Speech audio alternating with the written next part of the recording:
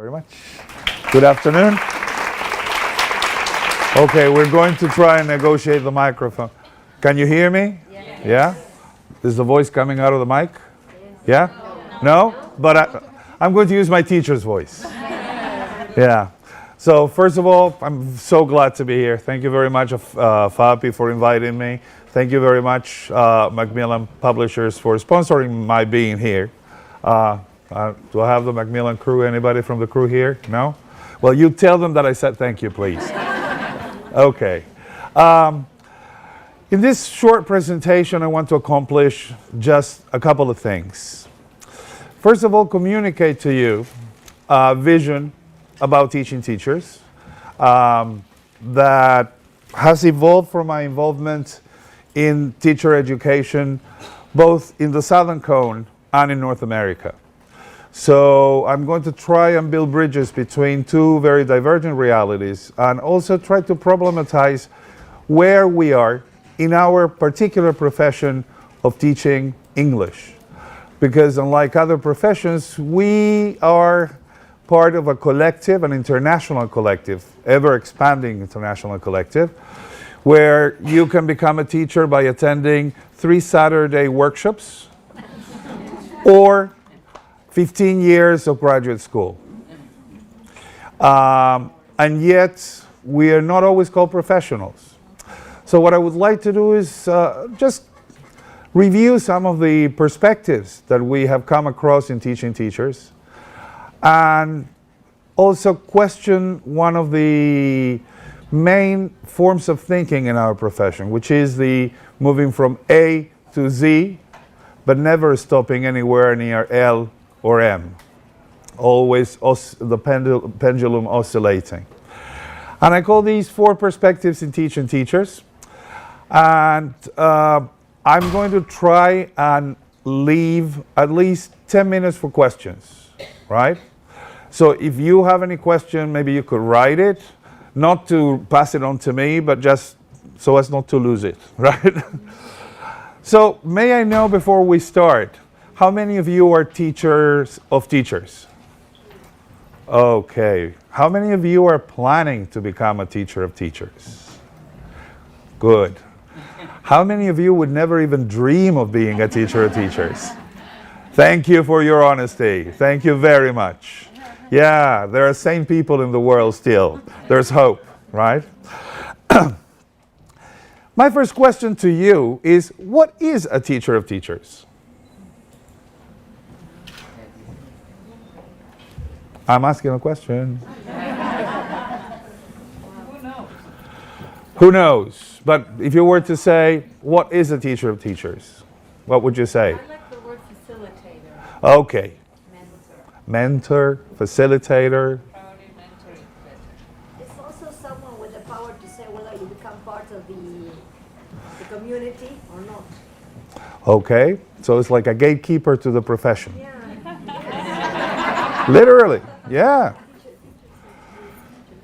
Any other definitions? A very generous person who likes to pass on. A very generous person. Selfless. Good.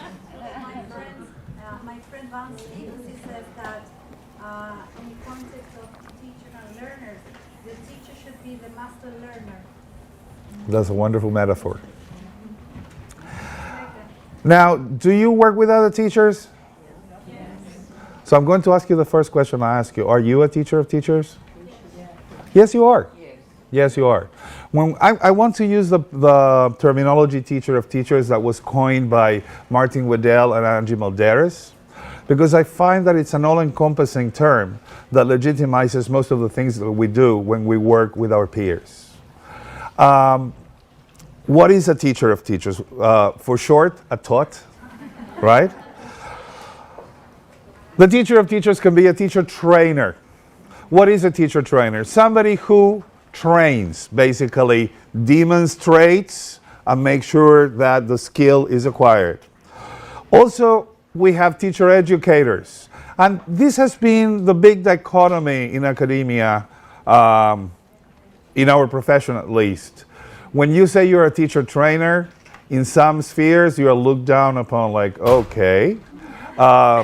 You are a teacher educator because you are more loftier, right, than a mere trainer. And the profession of teachers has oscillated between these two terms for many, many years. Somebody along the 1990s came up with the topic of teacher development. So let's break the dichotomy. Teacher development involves teacher training, teacher education. But believe me, there are parts of the world where teacher training is thought to be the education of teachers who are going to work with adult learners, and teacher education, the education of teachers who are working at the primary and secondary level. So there's no consensus about these two terms. Now, if you're a professional development specialist, and there are many of those amongst us, right? You're also a teacher of teachers. If you're a director of studies, international schools have this title. Whether your role is mostly administrative, you will end up, or not, you will end up doing some taughting, as I call it, right? How about coordinators? Many of our schools have coordinators, and of course mentors.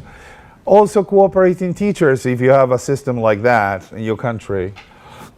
A colleague is a taught. And how about your student teachers? I did a study like 5 years ago, which was called Who is Learning? Who's with an apostrophe, learning. Who's learning? Who's the possessive? Basically observing how my student teachers interacted with their mentors. I was a subject didactics teacher in those days. And guess what we discovered? Basically that the cooperating teachers, who were the experienced ones, who opened their classrooms to our novice, not even novice, aspiring teachers, so they could learn from them, were actually learning from the student teachers and not vice versa.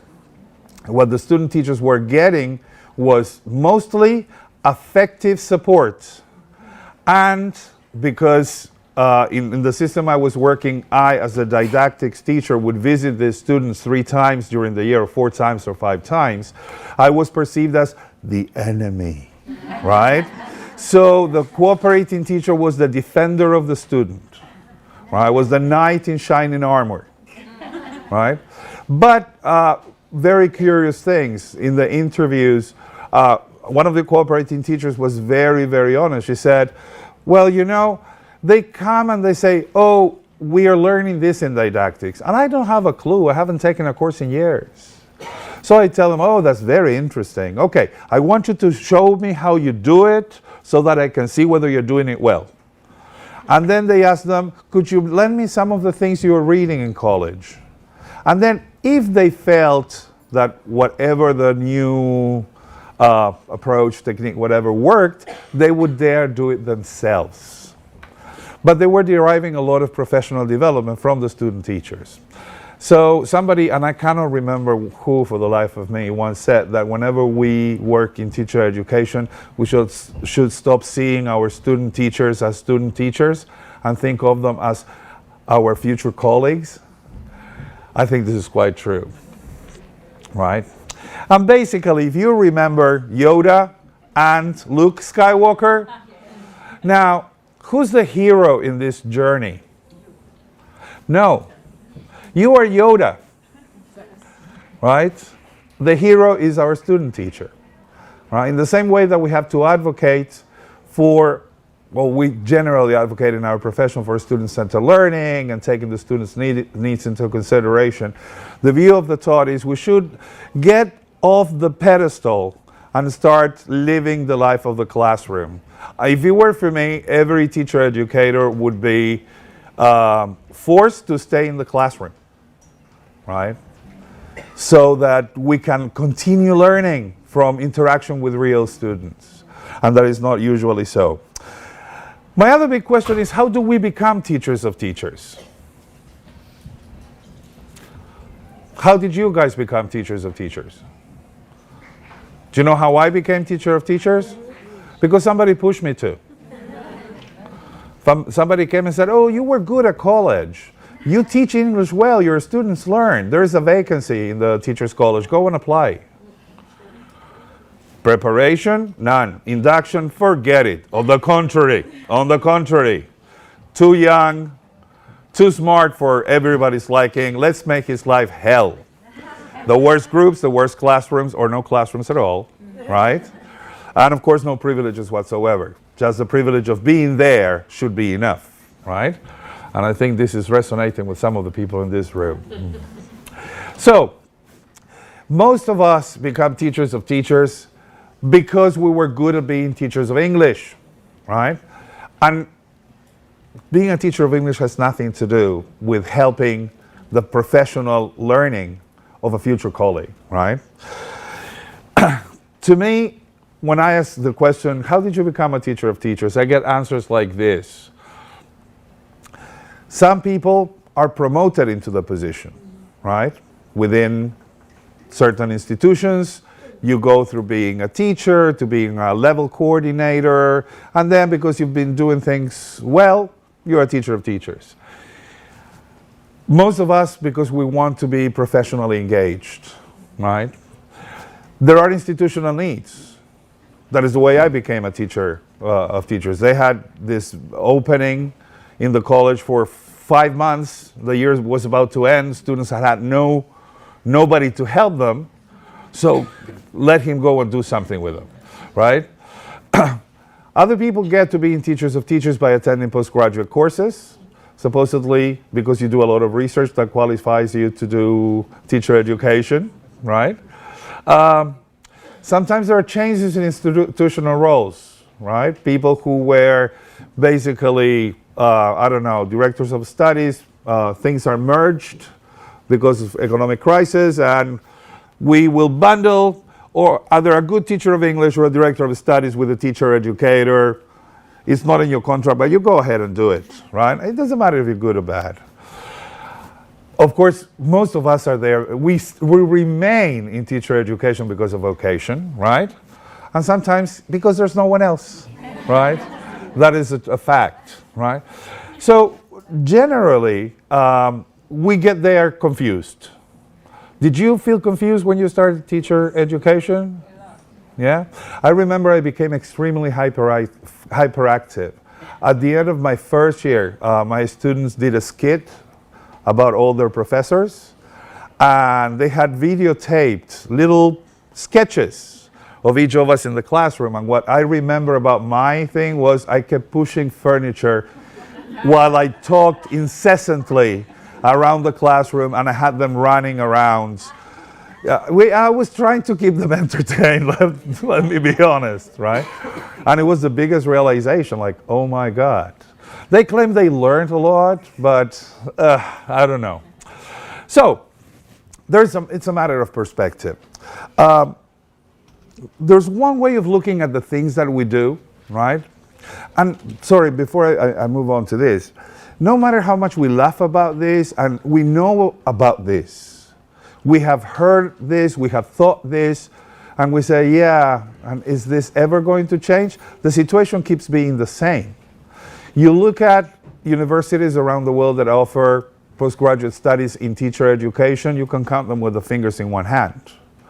There are short-term teacher training of trainers courses, right, which are initial attempts, but generally after the courses there's no support to be a full-fledged teacher educator. And according to Kessels and Korthagen, who are two researchers, teacher education has yet to develop its own pedagogy. We don't have our own pedagogy, right? In the same way that it is only recently, and when I say recently, I say half a century, that we have begun doing research on teacher education for language teachers. So we are really a new profession. If you think about when teacher education in English as a foreign language was born, I would say I wouldn't go further back than the 1960s. For a start, the TESOL or TEFL profession to me was born when the international associations were born. And that is, we're talking 1966, right? Before that, it was all about applied linguistics or linguistics. But TESOL or TEFL as a distinct field were not born until then. And teacher education as profession in all its dimensions was not born until the early 1970s, I would say, right? The first models of teacher education were imitation models, apprenticeship models, right? So most of us come to be teacher educators because we are good at teaching students, right? So let's look at what is entailed in teaching a language. And for that, we're going to use a framework to analyze the activity of teaching, which is called activity theory, right? Basically, we talk about an activity being composed of different things that interact in a very systemic fashion, right? So we have instruments. What instruments do we have for teaching English? Well, you have the knowledge of the second language, its culture, because we still teach a particular kind of culture, right?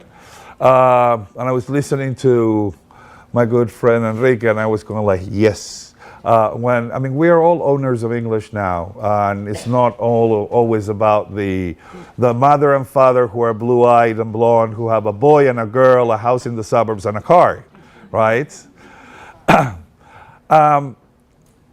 Also the knowledge of pedagogy and the resources. Who are the subjects of this activity? The subjects are second language teachers, and the objects are second language learners. What is the objective? What is the result? Is to get good users of a second language. What kind of rules comprise that activity? Well, basically, norms and regulations if you work in the state sector, or if you work in private institutions, there are norms and regulations like syllabi, etc. Institutional culture, learning theories. What kind of community performs this or form part of this activity? We have other teachers, parents, administrators, educational systems, society. And how is labor divided? Basically through planning, teaching, managing students and curriculum, assessing of and for learning. So all these things interact in a systemic fashion, right? What of this activity can you use for teaching a teacher? That is my question. Okay, so what is the result of teacher education? Do you want a fluent speaker of a second language? Look at the curricula of teacher education in most countries around Latin America, right? I'm going to talk about my country because that is the one I know. We have 4 years of literature. We have 3 years of British and American history. We have 4 years of language, 4 years of phonology. And if you look at the number of periods assigned to those subjects per week, they far exceed being in the classroom with students, learning how to teach and problematizing your teaching, right? That is incidental, right? So the activity of teaching students has nothing to do, because we're good as language teachers, it doesn't mean that we're good as teachers of teachers, right? And just for you, and I don't know where the handouts are, but handouts are coming, and if they are not coming, they are going to be posted in the platform, but you have a summary of all this. To me, teaching teachers is like this, right? The red apple is the more mature teacher. The green apple is the aspiring teacher. And we have an activity that convenes us, that brings us together, right? Which is the little metaphor of the duster, the eraser, right? The blackboard and the chalk. Even though that is not very contemporary now. I should have put a cursor somewhere. So how do we get to be teachers of teachers? Well, basically, we get there with a lot of baggage, right? And the baggage can be good or bad. For example, experience. We have been in language classrooms, and that is going to be a plus. We have been exposed to theory, so we are knowledgeable about theories, but we also have histories. History is about being a learner, because we are all non-native speakers. We've been where our students of English are, and we've been in contact with people who, like us, were non-native speakers and taught us English. So we have all those histories with us. And those histories have shaped us. They have shaped who we are. We also come with ways of doing. When we are trained as teachers, when we are educated as teachers, what our professors want is for us to pack up all this knowledge and use it automatically, right? There's a lot of skill learning involved in becoming a language teacher. And those of you who have done the international short qualifications like the CELTA, if I do this, what does it mean? Be quiet, right? Now, you try and do this in a math class. It's a totally different code, right? We also come with funds of knowledge, right? Which are part of they're having a blast down there. We are part of a culture, we are part of a society, we are part of a group, right? And that also imbues us with ways of knowledge and funds of knowledge. We also come in default. It's very funny that we strive in the methods classes to talk about the post-method condition now, and that there's no best method, yet, and please put your hand on your heart and tell me if I'm wrong.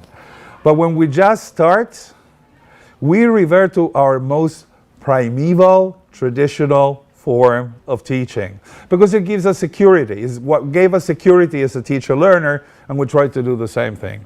And of course, we come with ghosts behind the classroom, behind the blackboard. And those ghosts are all the teachers we had, all the teachers we've been, right? Because sometimes we're good teachers, sometimes we really suck at that, right? And those ghosts behind the blackboard tell us to do things. Lord T, who was a sociologist in 1975, he coined the wonderful term, the apprenticeship of observation. Have you heard about that? And it's basically the accumulation of hours that we have spent in a classroom that have made us experts on teaching and learning, good teaching and bad learning, and good learning as well. Sorry. But we only had access to the teacher's actions, never the reasons behind those actions. Yet, we use those things that we saw our teachers do when we are in the line of fire, you know? And people like Dornier, for example, or other researchers, they point out, there's an Argentinian researcher, some of you may know him, he's done a lot of excellent work on teacher cognition. Santiago Sanchez? Does he ring a bell? No? He's an Argentinian professor working at the University of Bath in the UK. And they've done extensive research on the apprenticeship of observation together with Simon Borg. And what they have found out is that no matter how good your courses are, no matter how much you educate the teachers, you cannot counteract the apprenticeship of observation. It will always be there. What you can do is make your aspiring teachers aware that they have it and work from there, right? So in Latin America, we have a little history of our profession. Starting with, the only thing you needed to be a teacher was to be a native speaker. When Cristina was talking about the founding of the binational centers in the early 20th century in Argentina, we were late bloomers in Uruguay. Ours did not start until the Second World War, right? But the only thing that you needed to be was a native speaker, right? So it was about Mr. and Miss or Mrs., okay? And of course, classes stopped at 5 o'clock to have tea, right? Then, in the 1960s, the short intensive courses started, spearheaded by people like John and Britta Haycraft of the International House of Organization. They opened a language institute in Spain, in Córdoba, and they had many students. They had to create a course that was very quick, right? To train teachers. And that was later on acquired by the Royal Society of Arts and eventually the University of Cambridge, and is the current CELTA, right? And then the more sophisticated upper level diploma, not the certificate, the Delta. Trinity College, the same thing. And I'm just mentioning those two because they are the very well known, but the United States is plagued by these short certificates, right? The short intensive courses are even a requirement in many places in the world. If you go to the Middle East, for example, you might have an MA and a PhD in language teaching, and they always want to know, but do you have a CELTA or a Delta? right? Because somehow these qualifications have responded to the need for the standard in the profession. The diplomas came later.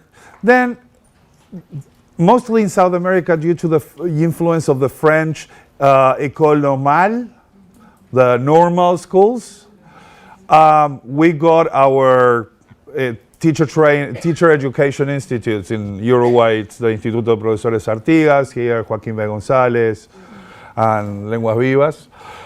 And those were the first specific programs for the preparation of English language teachers, right? With a curriculum articulated about the essential knowledge, skills, and dispositions that a language teacher should have. And of course, postgraduate courses as well, by doing masters and further study. But it depends on where you are in the world and what kind of dice you roll. That will determine your fates in the profession. The truth is that we inhabit a world that is populated by colleagues from all these categories, right?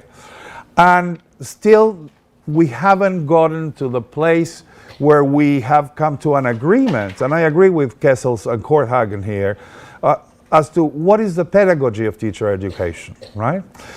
So, thinking about this, I try to outline 3 perspectives that we have had in our profession for some time now.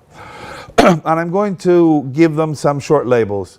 And then I'm going to try and advance a 4th perspective, which is a relative newcomer to the English language teacher education field, but has been about for quite almost a century, that may help us bridge the gaps that exist between the other perspectives.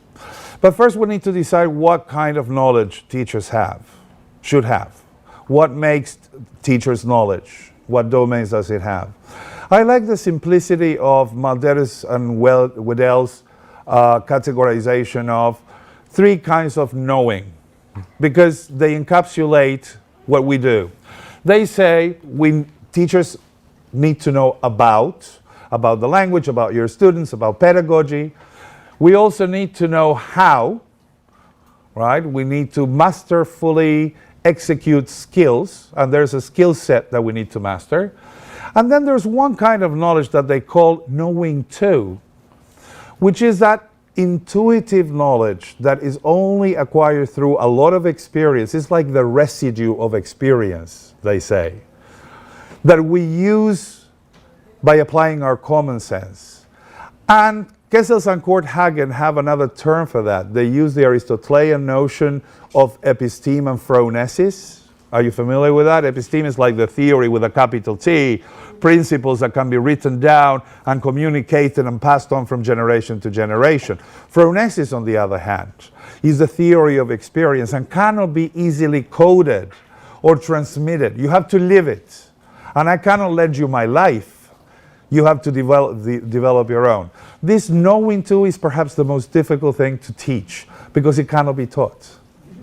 But it's a requirement. So 4 distinct traditions in teaching teachers. The ones that I'm going to talk, I have labeled look and learn, the first one. The second one is read and learn. And the third one, think and learn. Do you know where I'm getting to? I would like to advance a 4th perspective, which I call participate and learn, which might help us get away from the swinging of the pendulum, which is so frequent in our field. The look and learn tradition.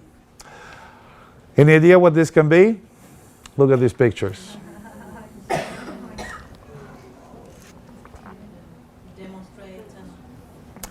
You see a model and you emulate the model. The standard is whether you can faithfully replicate the procedure or not. Now, in that simple description, there are a lot of complex issues being dealt with that define the people. The role of the teacher of teachers, the role of teacher learners. What is the goal of such an approach? What are the expected results? What orientation is there to teacher education? What sources are there for training? And something we're always speculating about, the theory-practice balance. So let me go over each of these ones in turn. First of all, what is the role of the teacher of teachers in a look and learn perspective? Basically to be a model, right? To communicate the way to do things. Arguments that support this perspective, and there are a lot of staunch supporters, are things like, for example, well, you know, there's a core set of skills that teachers need to have. And we already have some big truths in our profession. Like there's a way to teach reading and listening. You do pre, while, and post, right? Now with writing, you have process writing, product writing. Well, this is a discourse we've had since the 1980s. And there are other things out there which a look and learn perspective does not allow to emerge. The role of the taught then is basically to demonstrate and also to evaluate very harshly whether the learning of the model has been good or bad. What is the role of the teacher learner or the aspiring teacher? An imitator. An imitator. Unfortunately, in the most frequent versions of this perspective, there's no dwelling on theory. There's just incidental mention of theory, right? And I don't want to get into trouble, but I just invite you to look at the bibliographies for most of the certificate programs that are around. And the most recent bibliography might be something from the year 2000, but the bulk of the books is 1970s to 1990s, right? So that shows that this is a conception of learning to teach that is still very tied to an early communicative methodology perspective, right? And actually that there is this set of things that you can learn, this set of books that you can read, and you will know everything that there is to know. What are the goals? To act like a teacher, right? You act like a teacher. You follow the different techniques.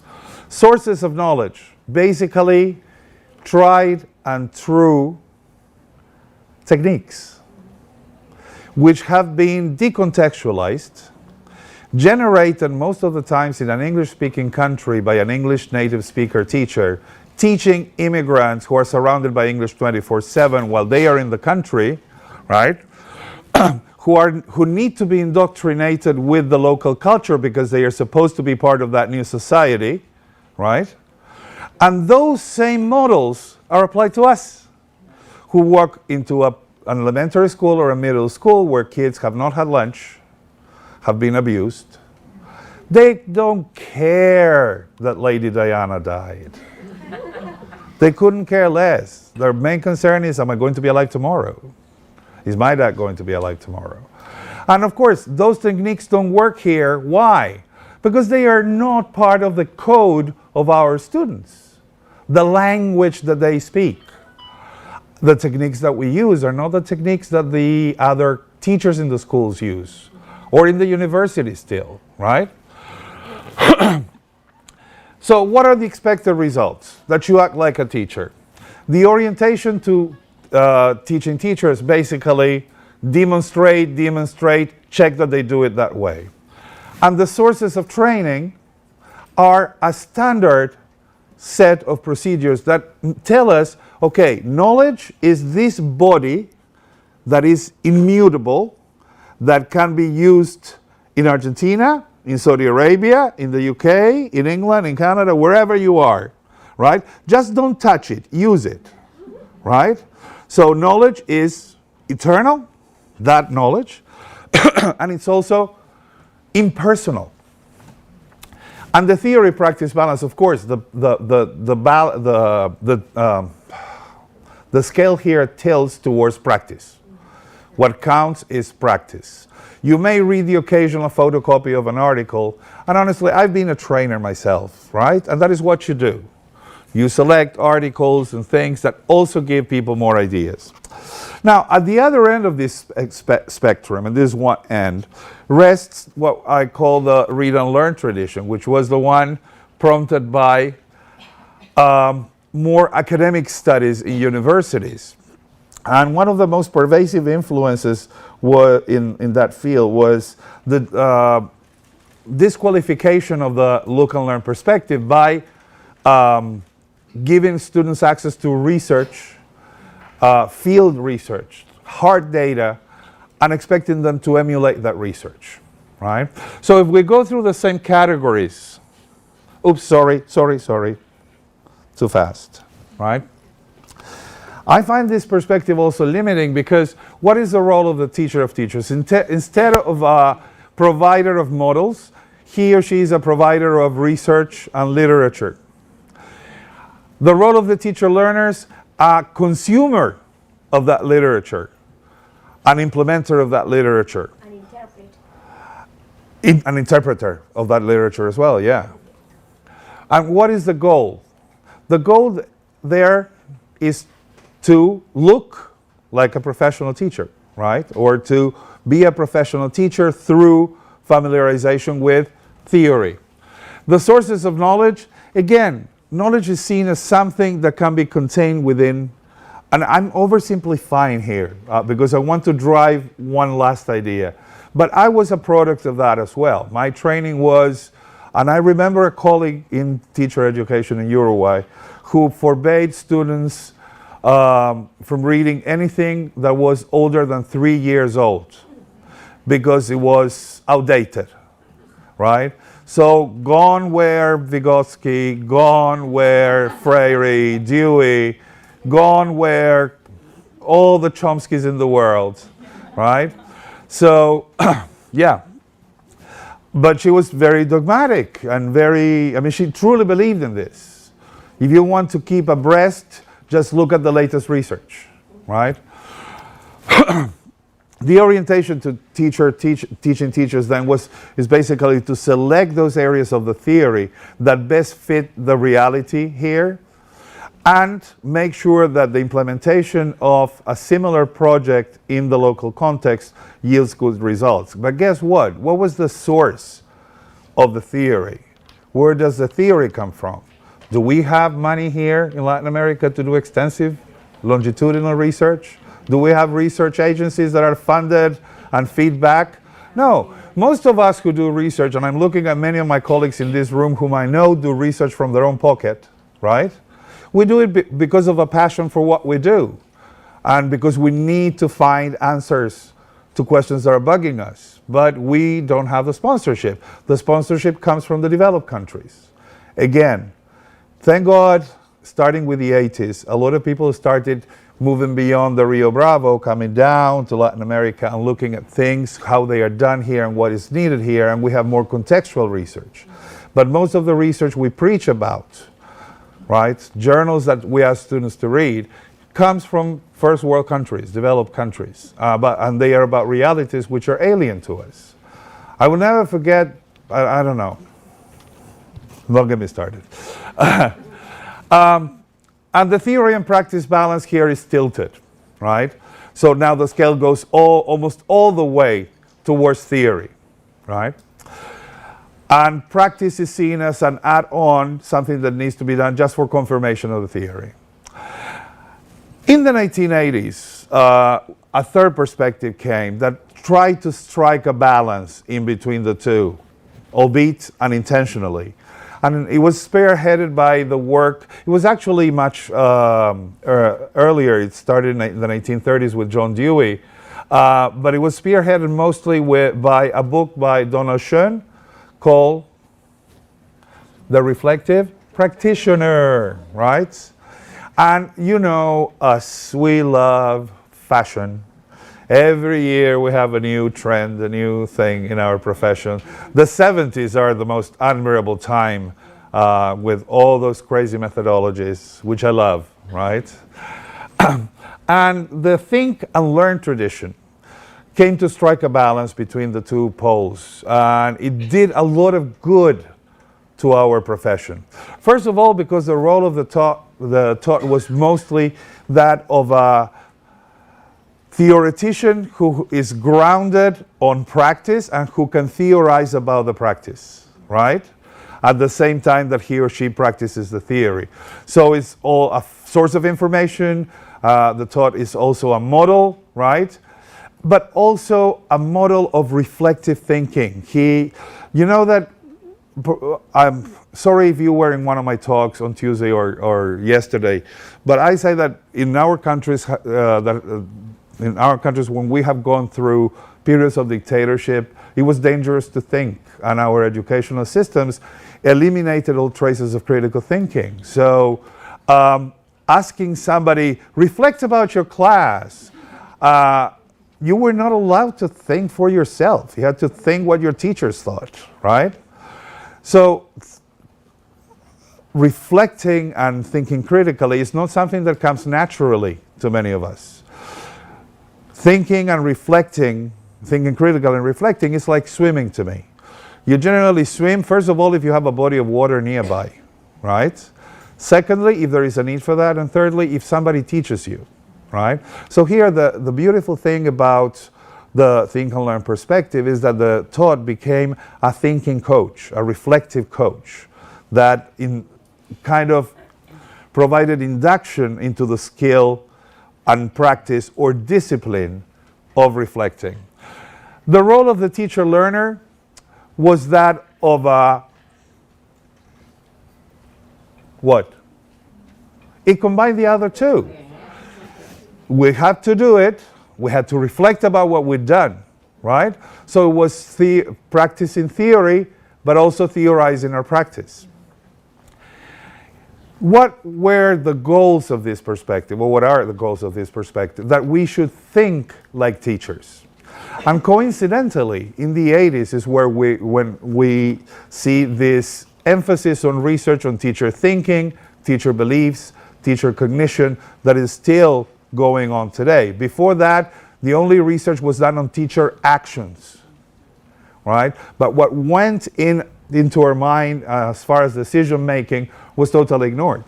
Thanks to this perspective, we gained that. So what are the sources of knowledge? Experience and theory. And my experience, not just the experience of the person who wrote the theory, right? What were the expected results? That we would have a fully articulate professional who could solve the daily problems of practice by striking a balance between theory and a careful pondering of the effects of his or her actions. And the orientation to toting, right, was basically to act as coaches and provide our aspiring teachers with the tools, knowledge, and dispositions that they might need in order to become truly reflective professionals. The sources of training, as we said it, experiences of application of theory and reflection on those experiences. And the theory and practice balance, well, to me, it was like a good Libra there, right? A balance between theory and practice. And you may be thinking, but why is he criticizing this particular perspective? Well, basically, because this was a solo act. The reflection did not get socialized. So we were still operating with a theory of mind that saw our cognition as residing inside my skull, somewhere in the part of my brain, right? And what I reflected through my dialogue journals, perhaps, or my reflective logs, or those introspective sessions that some of us had to endure, or even the stimulated recall where we watched ourselves teach and felt very ashamed and tried to justify everything we did, even if it was good, right? That never left the room where we were with our reflective coach, our teacher educator, or if you were a teacher educator, with your aspiring teacher. So what I would like to do is advance. How am I doing with time? Where's my timekeeper? I lost her. God. Yeah.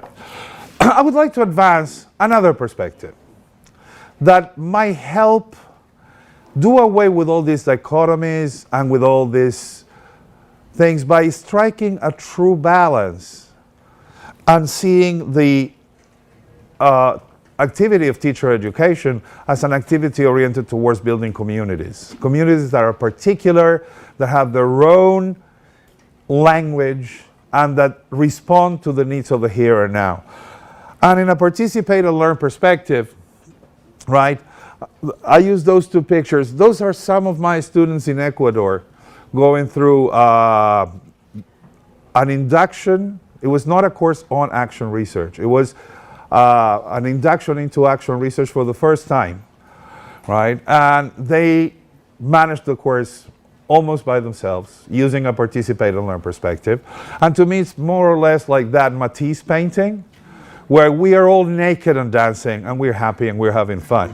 And there's nothing dirty about that, right?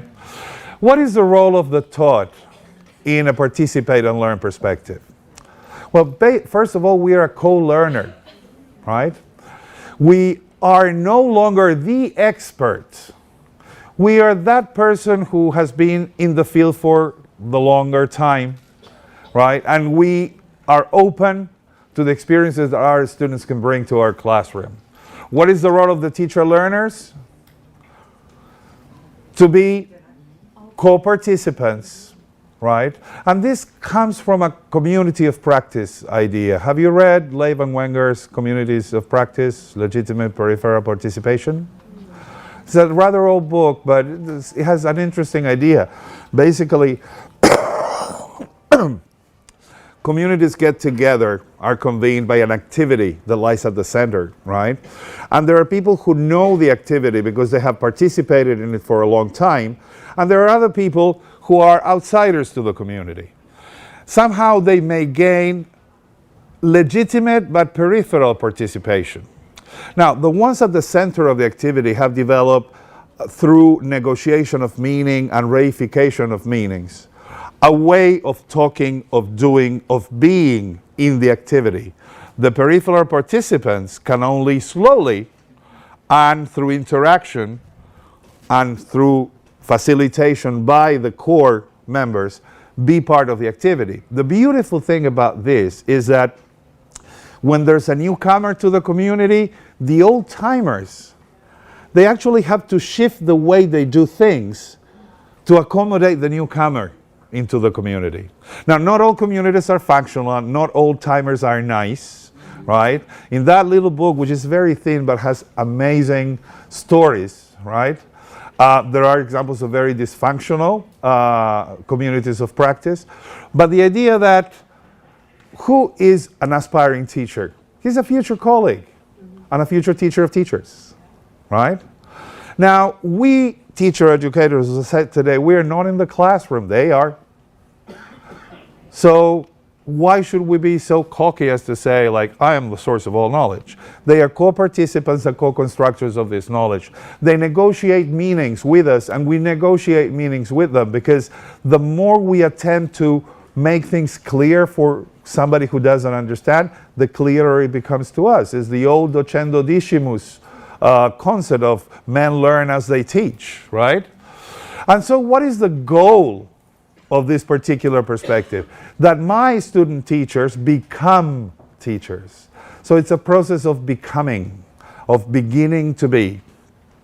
Sources of knowledge, you have the personal experience, the theory, the collective experience, the history of the community of practice.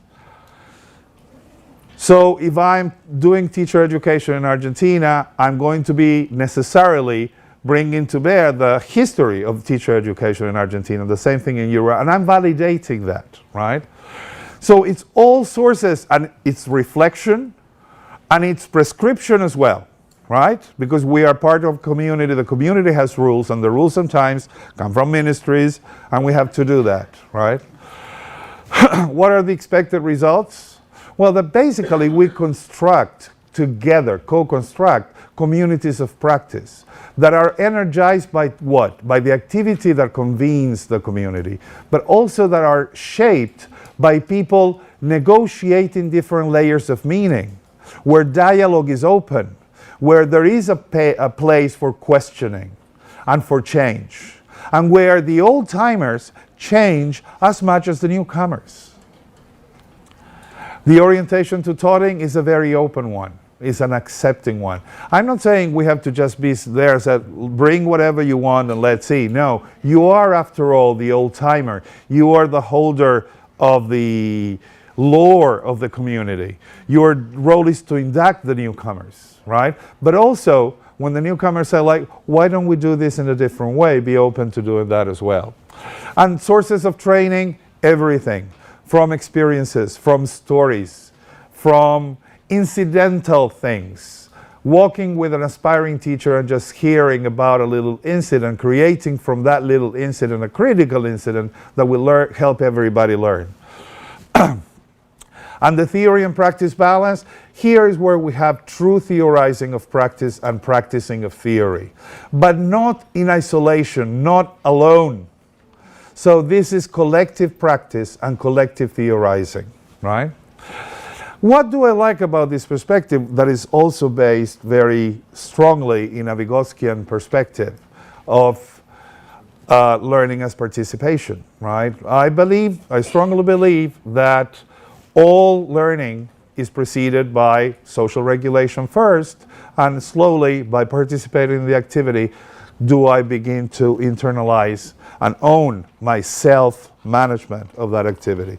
I also believe that the genesis that every activity has in social practices is also a historical and cultural product that cannot be standardized. This, looking at teacher education from this perspective, frees me to actually accept, because that is one of the things. W.E. Du Bois, a black writer, wrote in The Souls of Black Folk that colored people have a double consciousness. We teachers of English also have a double consciousness. On the one hand, we would love to be a native speaker and we still like it. We don't confess it, but we like it, right? Yeah. Most of us came to teaching English because we love English, let's be honest, right? And then there's the other thing, like, I am a committed professional who needs to make a difference in the lives of those children, those teenagers, those adults in my country, right? So this theory allows me to integrate all the other perspectives. The other perspectives throw away, except for the think and learn, throw away the baby with the bathwater. This goes to look for the baby and brings back the bath water and cleans it, right? Because if we adopt this social cultural perspective, as Hankins and Hamill say, and this is to me a beautiful quote, accepting a new paradigm does not imply doing away with our past or discrediting whatever came before us. There is no starting point from which to advance towards the future with any sort of certainty. However, we can start from where we discover ourselves today, and in the historical moment in which we learn who we are. And somehow this social cultural perspective to me is like a matryoshka doll. It contains the other perspectives in it, but instead of polarizing the field, it actually puts them together in a beautiful, beautiful piece of art. Thank you very much.